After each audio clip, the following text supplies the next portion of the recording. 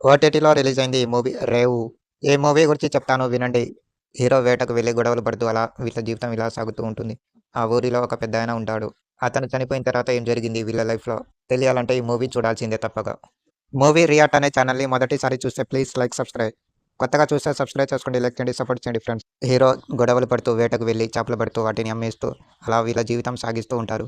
అదే ఊర్లో డబ్బున్న వ్యక్తి ఉంటాడు. అతనైతే బోటు తెచ్చుకొని వీళ్ళ పోటీగా అతను చేపలు పడుతూ అమ్ముతూ ఉంటాడు. హీరో ఏం చేయాలో ఏంటో తెలియనప్పుడు ఒకటి బోటు ఎలాగైనా తీసుకోవాలని హీరో ప్రయత్నిస్తుంటే ఒక అబ్బాయి సాయం చేస్తాడు. బోటు నడపడానికి తను ఒక బోటు తయారు చేసి ఇస్తాడు వాళ్ళకు. ఇదంతా చూసి ఓర్వలేని పెద్దాయన ఆ అబ్బాయిని చంపేస్తాడు.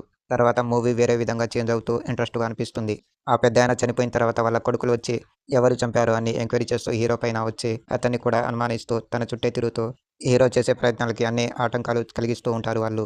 ఈ మూవీలో హైలైట్ ఏందంటే పడవ తయారు చేయడం. ఆ పడవ సక్సెస్ ఎలా అవుతుంది? ఒక అబ్బాయి ఎలా సక్సెస్ చేశాడు? ఏంటి బాగా చూపించారు మూవీలో. హీరో వాళ్ళిద్దరిని ఎలా ఎదుర్కొన్నాడు? ఆ ఇద్దరు విలన్స్ ఎలాంటి ప్రయత్నాలు చేశారు హీరోని చంపడానికి? అందులోటి ఆ కుటుంబాన్ని లేకుండా ఎలాంటి ప్రయత్నాలు చేశారు? ఎవరెవరు సాయం తీసుకున్నారు?